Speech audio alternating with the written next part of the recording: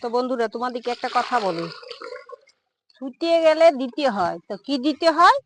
মাথায় বালিশ দিতে হয়, সবাইকেই দিতে হয়। আর দেখো, আমি এখন বাচ্চাদেরকে জল দিচ্ছি। এই যে পোল্ট্রি বাচ্চারা সবাই, বাচ্চা ছোটবেলায় সব বাচ্চারাই দেখতে কিন্তু সুন্দর হয়।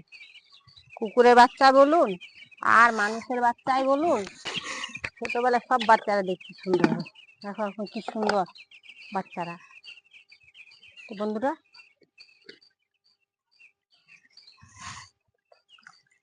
এক মগ করে জল দেওয়া হচ্ছে, এর মধ্যে ওষুধও দেওয়া আছে।